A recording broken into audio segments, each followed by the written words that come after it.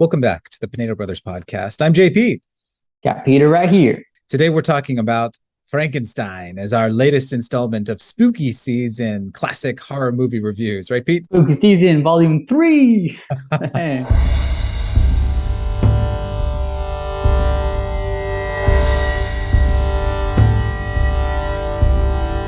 Thanks so much for joining us. We are the Pinedo Brothers, Catholic filmmaking brothers working to revitalize the world of Catholic art through film. Frankenstein was released in 1931, actually just a few months after Dracula was released. Dracula came out in February. Frankenstein came out in September of the same year. It was released enough time afterwards that they knew that a film like this actually had a market. And so they increased the budget quite a bit. And the film was a box office smash, like far outstripping Dracula, made something like a 12x multiplier on what their budget than what they spent is what they brought back. So it did quite well. The story of a young scientist who is obsessed with the idea of creating life with his own hands, not life the old-fashioned way, like having family and kids and things like that, but he wants with his own hands to create life.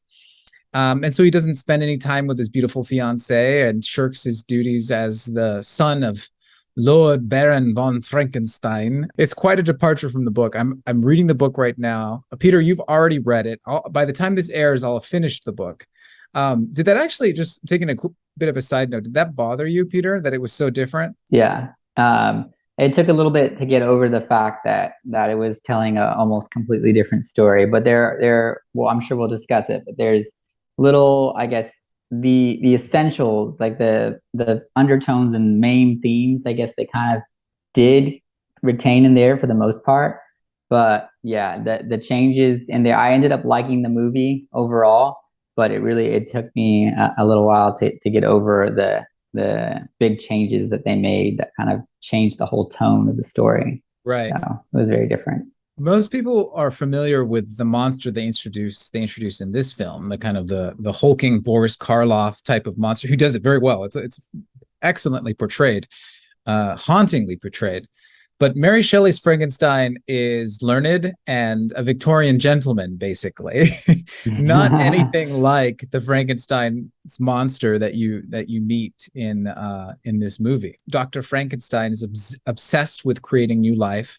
And lo and behold, he succeeds, but his success brings about nearly, not quite, his doom, which is another big departure from the book. There were many times when I'm watching this movie and I'm like, I think this person should be dead right now, or else it would be more emotional if this person was dead right now. So it gives a more of a Hollywood ending. Hopefully that doesn't give away too much, but there are some loss of life. Don't worry. It's not completely purged of that kind of tragic sense that you get when reading the book, but it doesn't have the same level of complete and utter destruction that comes from this creation. But there's a lot to like about the film. Pete, tell me, what are some things that really stuck out to you? There's a yes and a no when it comes to their portrayal of the monster, Frankenstein's monster. Because yes, they completely changed the feel of the character in that, like, now he's kind of like a hulking mute, like beast that kind of can't communicate and doesn't understand anything. That, I would say, is a somewhat accurate portrayal of Mary Shelley's Frankenstein's monster at the beginning of when he was first made, but then they, I guess, just for the sake of the movie, they had to simplify it. They couldn't keep it. They couldn't show him really progress that far. So they kept him kind of at the infant stage when he was first created. He couldn't speak. He had no idea what was going on. So very different in that way, but something I think they definitely kept in the movie was the sake of, or the idea of innocence in Frankenstein. Like, I'm watching, when I read the book, like you see, it's almost like these two bad guys. It's the story of two bad guys almost who are going against each other, Frankenstein and Frankenstein's monster. Both of them are guilty of some really terrible acts and things that they've done. And both, I mean, ultimately, like, in my opinion, I think Frankenstein, the scientist, is the real villain. And you really kind of feel for the tragedy that Frankenstein's monster has to undergo and experience. That's not to say that he's innocent in the story. He definitely, you know, he commits atrocious acts. But I think that in the movie, they definitely kept that sense of tragedy when it came to Frankenstein. I think that in the Frankenstein movie that was made in 1931, all the best scenes involve the monster. And I remember, I think there were two scenes that really stood out to me, really out of all of the rest. The first one was when they're in that chamber in Dr. Frankenstein's laboratory in this like some kind of forbidden or forlorn castle, and they open up that hatch that's up there, and it kind of lets the light in. That scene was very moving to me. It really stuck out to me because Frankenstein, the monster, is sitting there and he sees the light coming up from the hatch, and it's just this very, again, like in Dracula, a completely silent. There's nothing going on, no other sound. It's just focusing on the monster seeing the light for the first time, and that he raises his hands and just kind of is looking intently at the light. And it's almost like an act of praise, you know, because that when you raise your hands like that, that makes me think of praising, right? Praising God or something like that. And he's seeing something that he had never seen before, and it's beautiful. And that really stood out to me because you can see after that, when they close the hatch on him, that's really when the whole story for him takes a turn. When he's exposed to beauty, and it's closed off to him, and that's when he snaps and then starts becoming violent. And at first you see that light in his eyes right after they close it, and then he looks down at the people who closed it, and that light fades. So I thought they did that really well. That was quite beautiful to me, and I think that captured a little bit of the essence of the book, because in the book it's always talking about, a huge theme in the book is nature and the beauty of nature. They talk about trees all the time. They go into very big depth of how just going out into nature and the trees affects people and it changes them. And when you're far away from that, it changes you and it twists you. So I thought that scene, that did capture the spirit of Mary Shelley's book, despite, you know, all the changes to Frankenstein, the monster itself. Yeah, the changes were, I like how you said that they picked up and they decided just to focus on the first maybe month of Frankenstein's life. And in Mary Shelley's novel, he grows quite a bit throughout the arc of the story. And this one, they're like, no, we're going to keep you right here. And that still works. It still works really nicely. That scene really stood out to me, but something that I picked up on from that scene was a recurring imagery of hands. When the light exposes, he goes like this, you know, he holds his hands up to the light, and then he looks at his hands like as if it's the first time. He looks back down at his hands, and there's an insert shot where you see, you know, his monster hands. Mm-hmm. And then they keep on coming back to the idea that scene really stood out. But then the 3 attack scenes that they had were also cinematic masterpieces. You can see in this film how much they've improved, even just a few months later, how much they've improved as storytellers. Because, you know, it's the same producer, same team, same distribution company. These are movie factories that are building their repertoire and building their tools. It's so much more cinematic than Dracula is. Dracula is well done. Obviously, we loved it, but it still had almost a sense of a play. This one, there are scenes that you couldn't do in a play. You really, the tracking shots that they had 3 really beautiful tracking shots, especially the tracking shot where they showed the remains of one of the victims. A very heartbreaking scene where the father is carrying his dead daughter. The three scenes that he attacks are all cinematic masterpieces, where the monster shows, okay, he's capable of doing really quite evil. And they set up each one of them. Like the first time, there's the hand that's lying, the monster's hand is lying just out from underneath the table. Again, the idea of the hand that's coming up. And the doctor doesn't see it. The doctor thinks the monster's asleep. And of course, the doctor, that proves to be the doctor's demise. And then again with the second attack, there's a shot. The second attack is the most tragic because it's a young innocent victim. Right after, like, he looks at his hands right before the attack, and then the monster looks at his hands right after the attack. And this is a trait that actually he got from the Dr. Frankenstein. Somehow the storyteller decided to give the trait of the doctor to his creation, because the doctor was often looking at his hands. And he's even talking about how I'll create man in my own image. Now I know what God must feel like. And that's a line that they bring up at the very beginning in this great introduction where the sinister looking producer comes out and he says, "Watch if you dare." It's great. I love that. That was fun. I liked that too. So good. But the line that really sticks with you from that introduction is he says, this is a story about someone who tries to create in his own image, a man that tries to create in his own image without reckoning with God. Which of course is, it's a cautionary tale. So some of that's of Mary Shelley's own cautionary, because Mary Shelley's novel is very much a cautionary tale, speaking about the Enlightenment run amok, which she saw.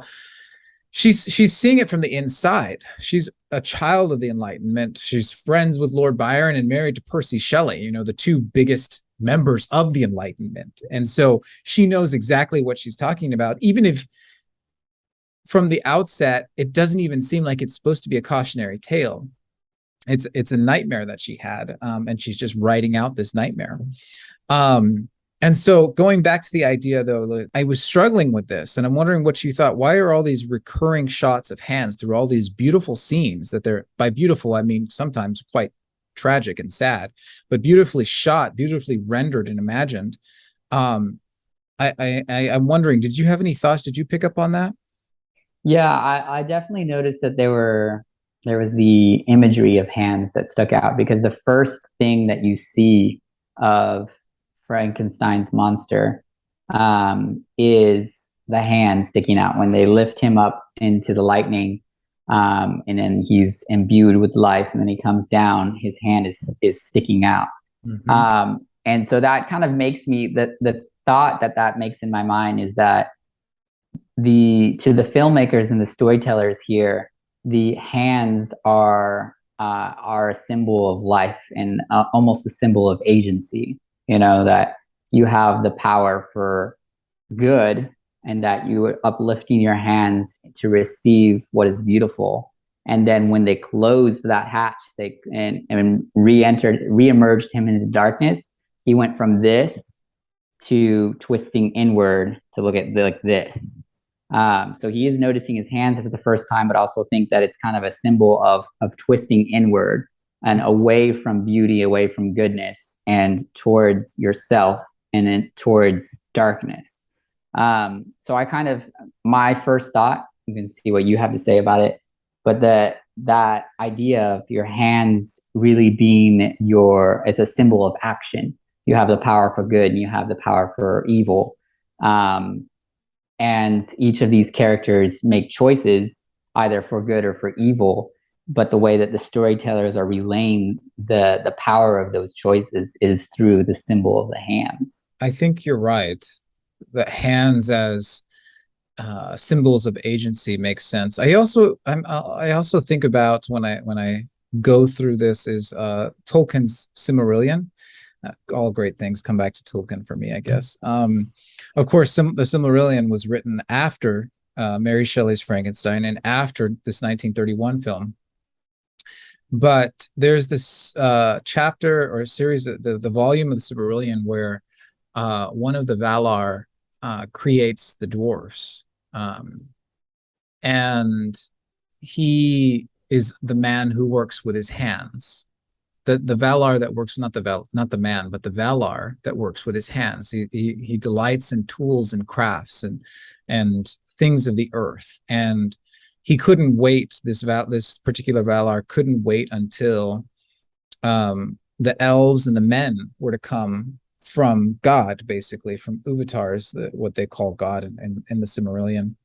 He couldn't wait for that, and so he wanted to make something of his own, because he was always busying himself with his hands. The hand portrays in this film, the hands are not just a symbol of agency, but also a symbol of the actions that have been done with that agency. So you see the monster sees his hands, and you know by his hands the actions that he's capable of. The doctor looks at his hands and he knows that he's created a monster, because then you also look at one of the victims, one of the children's, and her hands are so innocent that she's holding daisies, so and she's literally playing with daisies and flowers, the symbols of purity. She's the innocent victim. So I think the hands are giving us the idea, the shorthand of what the filmmakers want to tell us. And it's a very telling shorthand. If you have a symbol, it says more than the word. The word tells you how you should think, right? The symbol tells you how you should feel and think at the same time. So we're able to understand more through the use of that symbolism. And that's kind of how I read the hands, although you're right about the agency. Could be more. There's much power in the symbolism. What do you make of that? I really love that line that you just said. I want to focus on that for a second. You had, what did you say exactly? It's not just a word tells you what to think, but then what is it? A symbol? A symbol tells you how to feel. And think as well. I really think that that's quite beautiful. Because it, just as a side note, that makes me think of like, why do we even appreciate art, or why do we have art in the first place, or why do we take a painting, for example? Why should we have paintings when we have photography now? What's the use of having a painting if you can just know exactly, you can see a photograph and know exactly what's being portrayed there? It's what to think. Oh, that's a tree. But we still love and appreciate art, using the painting example, because art is not meant to just tell you what to think. It's also telling you what to feel, or communicating something to you that makes you feel, right, or your own feeling. Right. So that's why we have painting, because it's not just, if we were just completely oriented towards processing an image and saying, that's a tree, and looking at all the parts of the tree and seeing it in that kind of scientific view, then there would be no need for art or for painting or for any type of expression. So I think that captures that the storytelling there very well, because and that's the beauty, I think, of filmmaking, is that you can leave so much room for the audience to be able to take of it what they will, instead of saying, having a narrator and saying, and the monster looked at his hands and he thought, I'm a monster. yeah, there's a huge difference, and audiences appreciate it so much more. And I think kind of taking it back to who we are as the Pinedo Brothers, where we want to make stories that are about faith, not just faith films. I think that's the big difference. So many faith films will have that narration. I hate movies that start with narrators. I think there's a few good movies there that utilize the narrator well, but in general, I've seen so many movies that just completely butcher themselves by having a narrator telling you everything that's happening and what to think. I like stories that start right in the middle of everything, where you have to piece together and really understand the story and see how it affects you in your own interpretation of what's happening. Because different members of the audience will see and take different things. That's one of my favorite things that I've been able to kind of participate in a little bit, after writing my story, the Unfollowed, is to see the different thoughts and ways that different people who read my book took it. And sometimes it's surprising, where you're like, wow, actually, even as the writer, I didn't quite think of that, but that makes total sense, But I think that really what you said gets quite at the heart of what art is and who we want to be as storytellers, where we're not narrating a scientific textbook kind of view of somebody's life or something that's happening.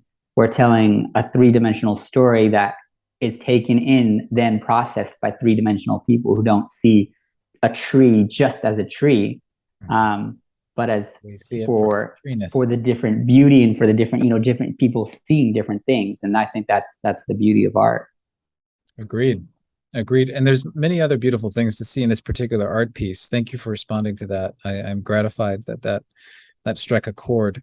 A few other things I really wanted to bring out from this film is the image of the feminine juxtaposed to the image of the masculine that we see.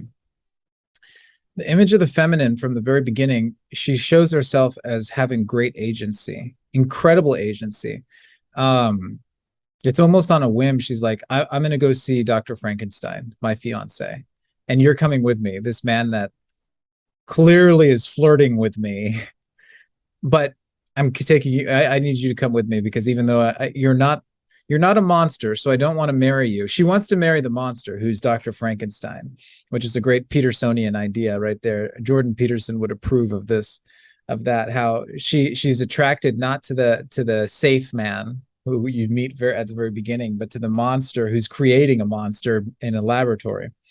And so she tells this guy to come, and he comes. And then she asks a professor to come with her to go see her. She's worried about her fiance, Dr. Frankenstein. Professor says, no, he hates me. And then she says, please. And he comes. She has this incredible power all of a sudden. And she's not sexual. It's not a sexual power over here. She's not like showing cleavage and saying in a sultry voice, come hither, it's very different. And then the third thing, and this is all like in the very like first 5 minutes, they all arrive. So these three arrive at Dr. Frankenstein's evil lair, which is beautifully rendered. Love that. The set pieces they have for that. And it's first the safe man who's at the door, pounding at the door, and Igor, or whatever his name is, Fitz is his name, the henchling of Dr. Frankenstein, the twisted half man, the prototypical weak man. He's not the safe man, he's the weak man. They have all these stereotypes here, and it works so perfectly because we understand them so quickly. So Dr. Frankenstein's assistant Fritz answers, and he says, "Go away," to the man. And then it's her turn. She comes up and she says, "Please," but this time it's Frankenstein who's shouting from the second door window, "Go away." And all she has to say is, "Please," and the door is opened. So there's 3 times at the very beginning, there's this image of the feminine persuasion, the feminine power, that she's not using it sexually. It's just there's an inherent difference about her that if she asks, these people do what she asks. And I thought that was very interesting. And you throw that in juxtaposition to what the filmmakers set up with Frankenstein and his father, Dr. Frankenstein and Baron Frankenstein. They're both images of the tyrannical father. Frankenstein in a very twisted way, Dr. Frankenstein in a very twisted way, where he creates this, wildly misshapen monster. But so is the Baron. Baron von Frankenstein is an image of the tyrannical, overprotective, no, not overprotective, too many rules, too much order, too much structure. And has zero concern for the people. They set that up really well. Like he's a ruler of men, but he doesn't concern himself with the people that he rules. You can see that in the scene where the burgomaster comes up and he's like, I've got no time for the burgomaster, but the burgomaster is already there and he speaks with him very disdainfully.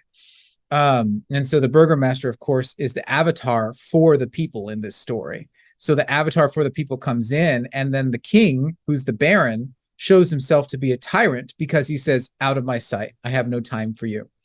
When the people were coming with, we need some information from you. We need to be informed. And he's like, no, I'm not informing you. So that image, it sets up these two tyrants come at loggerheads with each other. And there's that scene that's set up where the Baron confronts the Doctor. And it shows how these two tyrants, it's very well put on, where the monster's in the background. I think I agree, cinematically the best scenes are the monster, but there's these stereotypes that clash under that kind of underpin all those scenes. And so you have the image of the tyrant, the image of a tyrant, and then you have the image of the feminine. And they all play almost these subplots to the monster that's running around. And I thought it was very interesting how they all interacted with the monster in different ways. And of course, it becomes the quest for, like, the tyrant, Dr. Frankenstein, realizes I can never marry, I can never move on, I cannot achieve actual true life, I cannot have a son for the House of Frankenstein, which becomes his goal, until I have vanquished this monster that I've created, this anti-life that I've created. So the bride, the feminine, becomes the way that he can create life, in the end, because they keep on coming back to the idea of Frankenstein. The son from the House of Frankenstein becomes his new quest, which can only be achieved by vanquishing this half-life. So all these stereotypes were playing. I was like, oh, this is a very clever use of stereotypes. You're building upon these, not stereotypes, these clever use of archetypes. And I found that a very compelling, it's a 70-minute movie, and yet they put all of that in, and we were able to understand this subtext. What do you make of that? I mean, they really do utilize the archetypes quite well. I mean, it tells a story very effectively. Like you noted, it was an hour and 9 minutes long, actually. So that's like literally a very short movie. And yet it told a full story, and a much fuller story than many modern movies that take 3 hours to tell. Yeah. Yeah. Scorsese. And, yeah. Are you listening? But it really does building, and it's able to do that because it's building up on archetypes and different understood characters. Like, you're able to look at the minion, little hunchback guy, and understand who he is as a character and what role he's playing in the story. A dangerous weak man. We see that Peterson talks about this, and there's a stereotype of that dangerous weak man. Perfect. Mm-hmm. Because he's the one that sets the monster off. This weak man is what puts the monster was actually okay to be in the laboratory. They were figuring it out, but then he's torturing the monster because he's weak. That's what he does as a weak man, and that's what sets this locomotion in motion to the destruction of so many people. Yeah. And then on that note, I would be interested in knowing what your thoughts are on the monster as a character. Because we refer to him as a monster, but really, in my opinion, reading the book and watching the movie, his actions are monstrous, but I don't see that as him as a character is not exactly a monster to me. I think that it's clear in the book and in the movie that they communicate him as something is innately wrong with him. There is something that's impure about him. Because from the very beginning, both in the book and in the movie, Dr. Frankenstein looks at it and he knows something's not right. Something is deeply disturbing and wrong about this creation of his. In my opinion, I think that's more because he knows that this is something that he created and he's crossed the line, and that's that's a sinful defiance of God and God's ability to create life out of nothing. But both in the book and in the movie, I see the creature as a victim, as a unwilling victim, in that he is created innately wrong, but he doesn't know that. He doesn't understand what's happening. There's that whole huge sequence in the book where he is spying on the little family that lives in the cottage in the woods, and he is deeply moved by this, and he's motivated for good. And it's only when they completely reject him and run horrified from him because something's innately wrong with him that he truly accepts evil and accepts himself as being evil. Yeah. And in the movie, I guess we probably don't want to give away everything in the movie, do we? Probably not. But I go mean, ahead. You can probably give the thought. it's when it comes to the climax, to me, I really like, I think that in the movie they communicated quite well the victimhood of the monster, and that he has been almost a in the movie, a bumbling character going around not really understanding what's happening or what he's doing, and yet wreaking havoc and causing great pain. You know, you see the pain for the villager when his daughter is killed. That's a great scene. That's the second scene that really stood out to me, where it's that tracking sequence of there's the whole party going on in the village, and he comes in and slowly everyone starts following him and it just becomes silent. Yeah, And the pain in that scene is incredible. the things that they combine, people haven't done this before. They're combining a moving image that with a moving camera. So there's two things moving, plus there's music going on, plus the action, the acting, the pantomime of the father. You know, you see the pained face of the father while there's this party going on. And so all these things coming together. So you hear, you see, and then that all of a sudden you're feeling exactly what it is. It shows the power of this nascent art form that's taking place before everyone's eyes. It's a masterpiece of a scene. Right. And I think that's something I also really love and appreciate about these movies that we're watching with Dracula and Frankenstein here, both made in 1931, is that that's almost 100 years ago. We are, 8 years away or 9 years away from 2031 and almost 100 years from 1931. So this is really, everything that they do is groundbreaking. Yeah. Everything they do is something new. The story of Frankenstein, never before told. Like, we know it as such a stereotype, kind of like hulking Frankenstein walking around like this. But this, if you think about that, it's quite incredible that Frankenstein was not a story that had ever been told before on the screen. Yeah. And so everything they do is groundbreaking, and there's so much thoughts, I think, that and feeling that they put into this film. Well, you can tell that people read books. That's a big difference between now and then, is that you can tell the filmmakers then read books. It's a weakness now. Mm-hmm. I want to get to your question though, because you asked a good question. The way I understood it is, how do you read the character of the monster? Is he a villain, or is he, a tragic character that's neither villain nor archetype, or he's neither the hero nor the villain, and yet he's there. Maybe he's more anti-hero maybe than villain. Is that kind of the question? Well, I mean, I see him really as a victim throughout both stories, the book and the film. Is he victim or villain? Right. And he does great evil, especially in the book.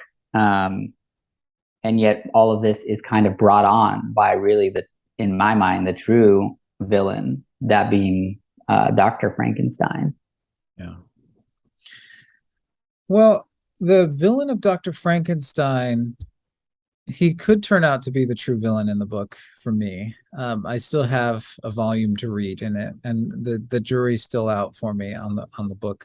I don't think Dr. Frankenstein is a villain in the end of the movie. And the reason for that is probably one of the weaknesses of the film. They explain how the monster was given a criminal brain by Dr. Frankenstein, and thus this monster with his criminal brain is going to be capable of doing any types of evil.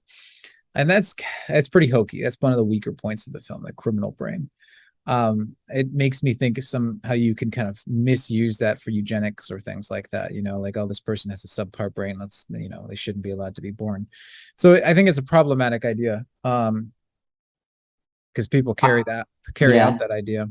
On that note, that obviously, I was going to bring that up eventually too when we got to the more criticisms of the film. Mm-hmm. That's definitely the biggest weakness in the film, because it is something I think that they put almost in there as as a, they make many efforts in this story because it's so, it's 1931, so they make many efforts to simplify the story.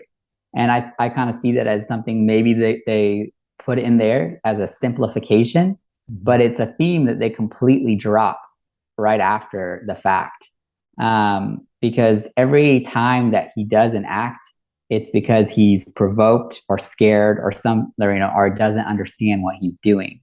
Every time he does something that's evil or causes pain, it's out of ignorance or hurt. Yeah. And so I think that to me, they might have put that in, that he accidentally put in a criminal brain, because it was like, something that the audience can understand. It's like, it's because, they put in the wrong brain that he's evil. Yeah. It's a shorthand that falls short. Right. It just doesn't, they don't continue with that theme throughout the rest of the movie. Yeah. So it's quite out of place, that idea. So we could discard it. And so let's take that out. Let's pretend that wasn't a part of it, because I think that explains that he's the villain. If you rely upon that, then he's not, if you were to rely upon that as an explanation, then you see that he's supposed to be the villain because he's got the criminal brain. But let's drop it. Let's say that was a misstep, and it brings the piece down, and let's be nice to the piece, and let's look at it. I think an avatar, not an avatar, a example of how I look at who the true villain is when the monster strikes. It's towards the end of the film, and the Dr. Frankenstein is with his bride Elizabeth, and in the bedroom scandal, because they haven't been married yet. And it was kind of a scandal. I love how they set up that scene where they're like, she sends away her bridesmaids, and everyone's like, why? Scandal. And so she's alone with him in her bedroom, and the monster strikes, and she says, don't leave me. She gives him an order, like, don't leave me. And he says, I'm leaving you. And he locks her in the bedroom, which is that's another weakness of the film. Like, why would you do that? That seems so idiotic. He locks her in the bedroom, and then where does he run? He runs down to the basement. I think that's kind of it symbolizes where he's at right now. He's in hell, basically. Like, he's in the hell of his own making, and he wants to stay there while his really at that the monsters attacks Elizabeth then while he's in the basement. And she's locked into the room and can't escape, and the monster climbs up in through her window. And so his child is killing his bride while he's away in hell, is basically how I read that. And you're like, oh, okay, this guy is the villain because he's absent. He's the absent father who's ruined all those around him. But I think the point is that he comes out of the basement in this. I don't really see him as the villain, because he starts to assume the characteristics of a good father, at least in the book. I mean, at least in the movie. I don't think that that's going to happen in the book. His bride survives the attack, and then he becomes a king of his people and for his people, because he's out with his people hunting down this evil creation of his. I very much saw that final scene where he's with his people, and it's shadow and fire, which is kind of an interesting theme to have, where they're hunting the monster, and the whole imagery is shadow and fire. So they're kind of marching through hell to find him, and that's really how it ends, is in fire. So I think he kind of claims his crown, so to speak, of a good king. Like Theoden becomes a good king in the Return of the King. That's one of the big kings that returns. He also returns. So I don't think you could call him a villain. Now, that doesn't answer the question if I think that the monster is a villain, then, because maybe just because Dr. Frankenstein I don't think is a villain, then doesn't mean that I think the monster is necessarily a villain. Because that doesn't satisfy me to say that he's a villain. He's more a force of nature than a villain. when you're crafting a story, you can choose man versus man, or you can choose man versus nature. And that I read him more as nature than as man versus man. But what do you make of that? Is that kind of a cop out to say that he's not the villain, but he's a force that must be contended with? I'm not sure really. Because when I think it, to me, my mind goes back to the scene with the little girl, which I think it's okay to spoil this part, even though it is a big part of the movie, but I don't think it's a big twist or anything. Where the monster wanders upon the little girl playing by the lake, and I think that scene was pretty powerful because he is shown to be quite innocent in his intentions. Because he's playing with a little girl and she shows him, look at these flowers. And he's like, wow, I've never seen these before. And she's like, look, you can toss them into the lake and they float. And so he's like, wow, he's throwing the flowers in the lake, and he gets a lot of joy out of that. And yeah, Karloff does an amazing job here. Right, but amazing job throughout this film. There's that part where, again, with the hands, where he's looking at the little girl holding the flowers, and to him, in his mind, at least the way I took it, is that he sees the little girl and he thinks she's just like the flowers. You know, she's beautiful and innocent, and I love these flowers, and I love seeing them float. And so he's like, he runs out of flowers in his hands, and so the next thought is like, oh, I'll throw this flower in there, you know. And so he throws her in, you know, she doesn't float. And so that's when he's like all confused and horrified and runs away. He looks at his hands again, which is so right. He doesn't. So I to me, that scene really it communicates his innocence as a character, in that he did not kill the little girl out of any sense of malice or cruelty. It was just complete innocence and misunderstanding the whole just nature in general. He sees the little girl and the flowers as equivalent. And again, like, yeah, looking at the hands, like kind of each act and each thing that happens, his mind, he's growing understanding. In the book, each time something like that happens, that brings on more and more self-loathing for the character, for the monster. Every time that somebody runs in horror and screaming from him, he grows in his own hatred of himself, and then through hate and hatred of his creator, which I think is a interesting note to think of when you think of society today, and how there is a good amount of self-loathing. And if you hate your society and you hate yourself, it is really a hatred of God and God's creation, because if you hate yourself, you hate your creator. So I think that really, to me, it is very much an innocent creature that is kind of a force of nature, in that it's kind of indiscriminate in its violence, right? Yeah, I was painting him to be more of a hurricane, right? But and yet, to me, it is a feeling hurricane.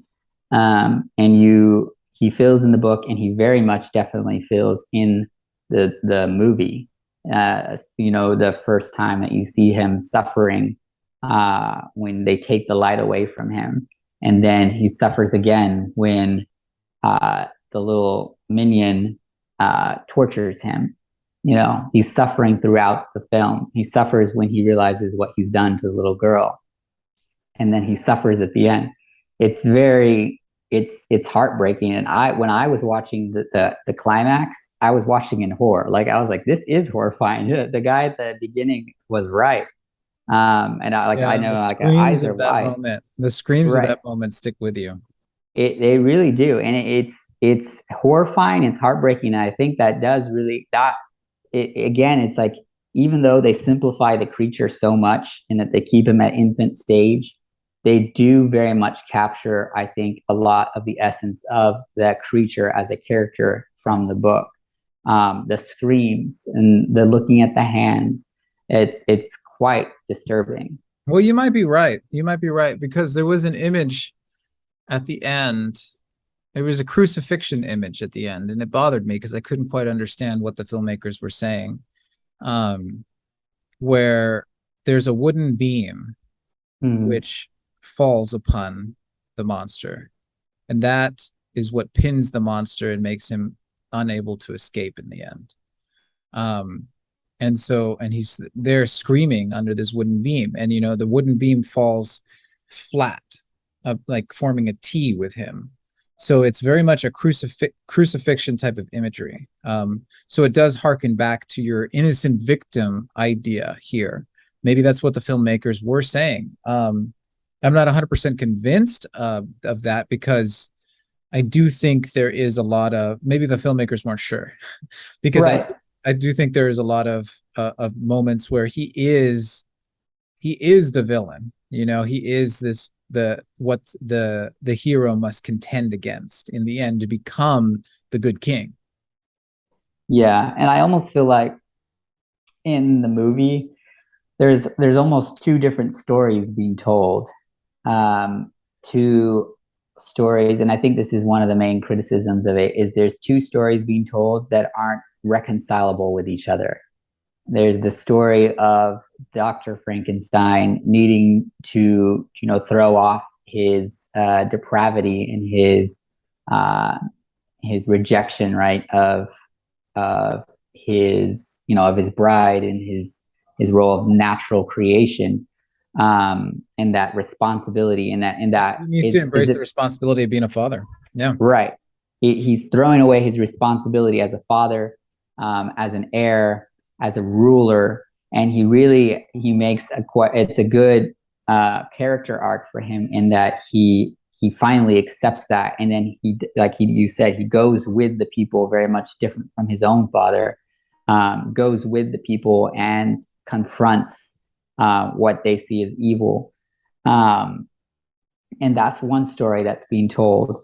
But at the same time, they really do seem to be telling a different story. It's almost like there's two different, really big currents in the film, that are not really reconcilable with him. Because if you see that character as that, if you see Dr. Frankenstein, that's his character arc, and that's what he, and his great victory, that's one story. But then another is of him actually being responsible for creating somebody and someone who then is tortured and ultimately, becomes, that's not seeing Dr. Frankenstein as a hero if he ends up ultimately just causing pain for this creation of his. So it's two different stories. It's possible it could be two different stories, or it could be more connected than we realize. This is, if you look at it this way, and we've been talking for a while about it, it's a more complex Jurassic Park, because Jurassic Park, who's the name of the really cool guy? I'm sorry. He's in the Marvel films now. Thor, Lord of Sparkles, that guy. Jeff Goldblum. Sorry. Oh, yeah. Yeah. Jeff Goldblum. So there's that great scene with Jeff Goldblum where he goes, so God creates man rejects God. Man creates dinosaurs. He's saying, the dinosaurs are going to turn on us, and it's very clear that the dinosaurs are just clear forces of nature.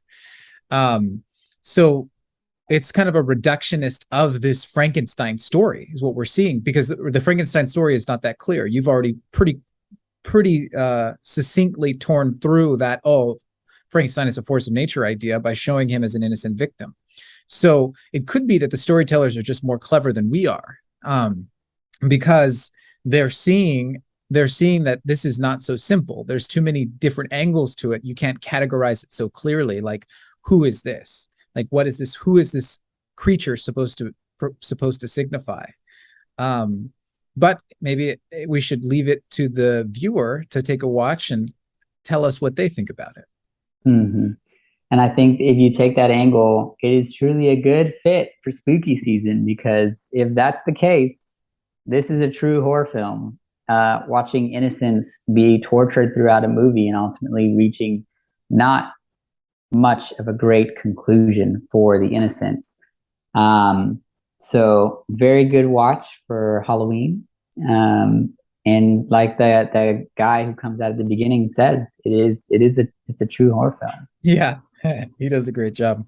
And there's a lot more things to analyze, like the orange blossoms on the bride and in the lapel of the groom, and how the father is absent. Even the good father is absent. You know, the idea of the work is what kept him away from his daughter when the monster, who is another man's work, attacks. So there's the idea of work becoming the ruin of these characters, even of the good father, because the father says, no, I'm too busy, I have to work, when his daughter asks him to stay. So there's all these different things that we can continue to analyze, but perhaps it's good to leave it here for now and let the viewer let us know what they think. Hopefully you all leave a comment and tell us more about what are we missing in this movie, because I think there's so much to analyze. You could go on for quite a ways.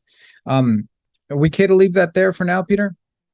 Yeah, that's a really good note, but yeah, we'll leave it there for now. Today is the feast of Saint Raphael in the old calendar, which is interesting.